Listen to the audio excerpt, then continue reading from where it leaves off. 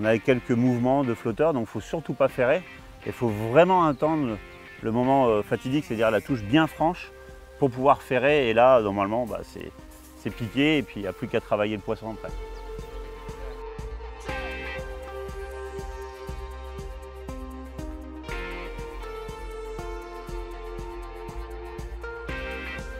Donc aujourd'hui, on se retrouve à Nesle-Normandeuse, donc sur un super carpodrome géré par Arnaud.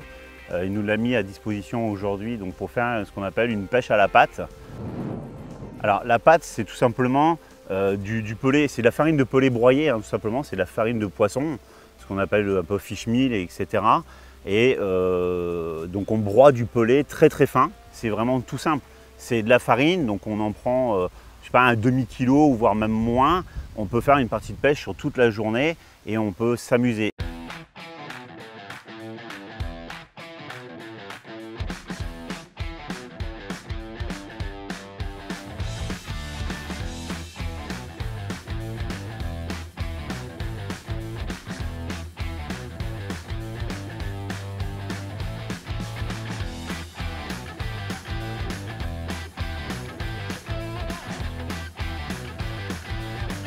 Donc la pêche à la patte, c'est vraiment une technique, pour moi, hein, c'est une qui pêche un peu toute l'année à la patte, mais pour moi c'est vraiment typique sur la période estivale, donc vraiment l'été, donc à peu près mi-juin jusqu'à mi-septembre, mi-octobre, ça dépend des plans d'eau, parce que là comme aujourd'hui sur un plan d'eau avec du fond, quand les eaux sont chaudes, arrivé sur la fin de saison, ils mettent un peu plus de temps à refroidir, donc on peut encore utiliser la pêche de la patte sur les périodes de septembre-octobre s'il ne fait pas évidemment trop froid. Et ce qui est bien sur la pêche de la patte, en période estivale comme ça, quand il fait vraiment beau et chaud, on peut toucher les plus gros poissons. Éventuellement, la pêche de la patte, c'est ce qui permet d'attirer aussi les gros poissons par rapport à des pêches un peu plus classiques.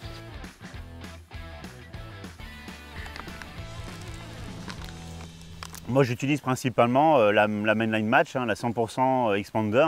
Donc c'est tout simplement de la farine Expander broyée, qui est assez fine et qui me convient moi très bien au niveau granulométrie. Et tout simplement, voilà, je prends la Mainline Match, ça convient très bien, on en trouve dans le commerce. L'utilisation est vraiment très simple, donc tout simplement vous versez de la pâte dans un grand récipient. Moi j'aime bien les grands bacs fusion assez larges pour bien mélanger, bien aérer une fois qu'on a rajouté l'eau. Donc moi au départ je la surmouille. Tout simplement parce que la farine de pelé elle a tendance à gonfler.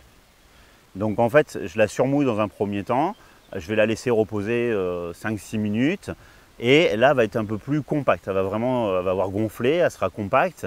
Et après, je vais la mouiller, je vais rajouter un peu d'eau au fur et à mesure afin de trouver la bonne texture qui, moi, me convient pour la pêche. C'est à ce moment-là que je rajoute mon colorant, donc quelques gouttes, soit jaune, rouge ou vert, et je viens remélanger l'ensemble. Et ce qui me permet d'avoir un mélange très homogène et vraiment teinté.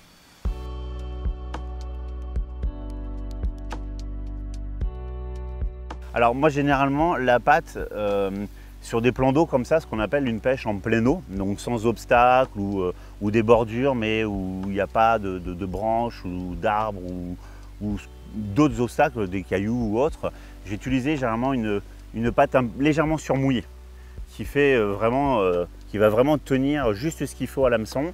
Comme ça, à la moindre touche, boum, j'ai une touche franche, la carpe elle l'aura avalée et le ferrage sera opérationnel. En fait, arrivée sur le fond, elle est déjà opérationnelle. Ça veut dire qu'elle va travailler, elle va commencer à se défragmenter et faire vraiment un pouvoir attractant au niveau de la carpe.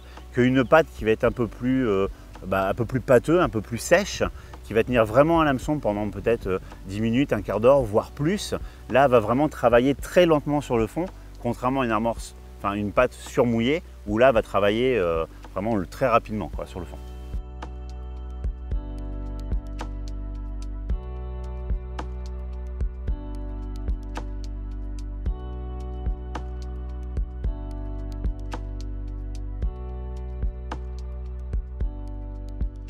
Donc au niveau de la ligne, c'est pareil, il n'y a rien de compliqué, hein. Donc au niveau du dacron, donc on fait un nœud coulissant qu'on vient fixer sur le dacron. Et après, alors, il y a deux écoles, on va dire, en France. Il y en a qui aiment bien pêcher à la patte avec des bannières très courtes, donc avec un flotteur très haut au niveau du sion.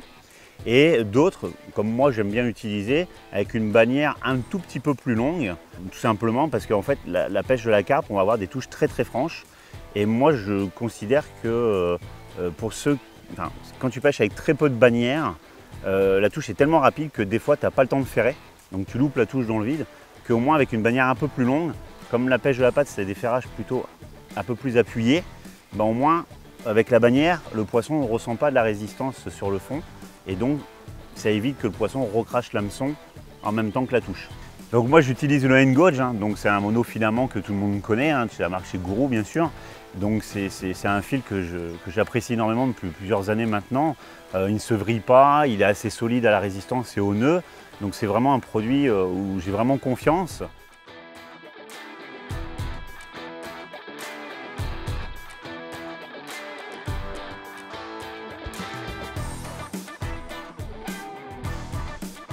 Après au niveau des flotteurs, ce sont des flotteurs un peu spécifiques. Moi j'aime bien pêcher à la patte avec des flotteurs un peu trapus et puis un peu lourds pour avoir une ligne bien stable, pour pas que la patte roule sur le fond s'il y a du vent ou un courant de fond. Dans les grands fonds comme ça, des fois on a un courant de fond.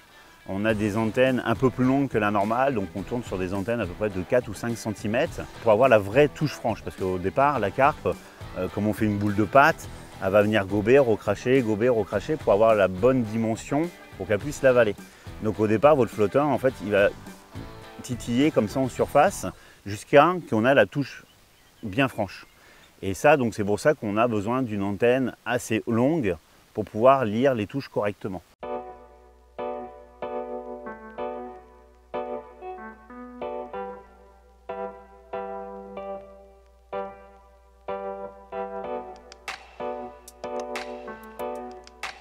Après au niveau de la plombée, alors moi j'aime bien les plomber à peu près une quarantaine de centimètres de l'hameçon, donc une plombée groupée, rien de compliqué non plus. Et puis après, donc mes 40 cm plus bas, je retrouve mon hameçon.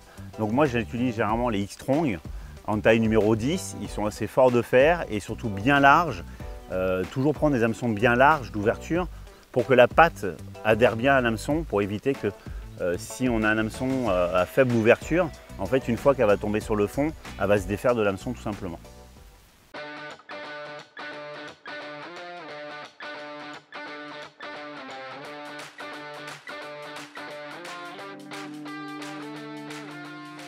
La première étape, c'est vraiment le sondage, c'est vraiment l'étape cruciale pour la pêche. Donc vraiment trouver un fond le plus plat possible pour pouvoir pêcher le plus proprement aussi possible. Donc le sondage, c'est vraiment une étape importante parce que moi, je sonde de la manière que l'hameçon soit vraiment posé sur le fond, vraiment à ras le fond, donc je ne traîne pas. Et en fait, au niveau de ma patte, elle servira comme une sonde, comme si je prenais le fond. Donc moi, au niveau de mon flotteur, quand le sondage est parfait, c'est que quand la surface de l'eau arrive quasiment à l'œillet, c'est-à-dire en bas de l'antenne et au début du commencement du corps du flotteur. Et après, en partie de pêche, avec le poids de la patte, le flotteur va s'enfoncer et donc il va rester très peu d'antenne. Il va rester à peu près à 1 ou 2 cm. Et si j'ai pas de touche, quand la patte sera vraiment carrément dissous sur le fond, et ben mon antenne va remonter. Elle va revenir sur la position initiale et c'est comme ça que moi je peux voir que je n'ai plus de patte à l'hameçon et donc ma ligne, elle n'est plus pêchante.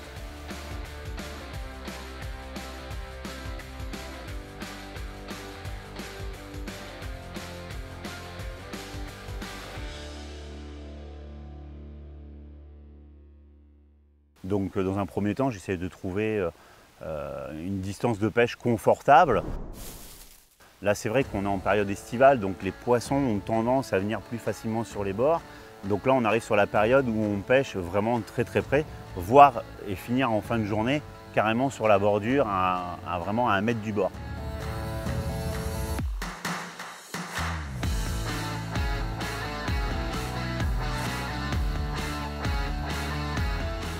Après, au niveau de la pêche, moi je démarre tout simplement dans ma coupelle, donc je lui mets ma boule de pâte et j'incorpore toujours quelques pelets au départ. Comme ça, les pelets permettent de travailler sur le fond en plus de la pâte pour que le poisson vienne le plus rapidement possible. Et généralement, ça je le fais sur les 2 ou 3 premiers coups de ligne que je démarre ma pêche. Et après, une fois que j'ai des touches assez régulières, j'abandonne les pelets parce que généralement les pelets ça excite un peu le poisson, donc elles vont avoir tendance à se rouler dedans, etc. Enfin, à devenir un peu folles, et on va plus prendre le risque de les harponner. Voilà, le pellet permet de l'amorçage au départ avec la pâte. Mais il faut savoir que comme la pâte, c'est de la farine de pellet broyée, elle permet aussi de pêcher. Mais si par exemple on n'a pas de touche, une fois que la pâte s'est défaite de l'hameçon, ça permet aussi un amorçage sur le fond. Donc le pellet, c'est vraiment un complément de la pâte. Et après, c'est vrai que quand les poissons sont sur le coup, tout simplement, eh ben, j'abandonne les pellets pour pêcher qu'à la pâte, tout simplement, dans ma coupelle.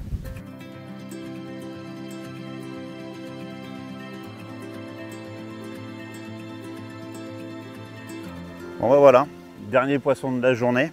Toujours le même calibre, hein, de très beaux poissons, plein de vivacité, des belles touches. J'espère que pour les novices de la pêche à la pâte, vous serez satisfaits. J'espère que vous y trouverez pas mal de conseils et d'astuces qui vous donneront envie de pêcher à la pâte. Je vous promets que c'est une très belle pêche à cette période-là. Ça ne demande pas de gros coûts financiers et vous passerez vraiment une très belle journée.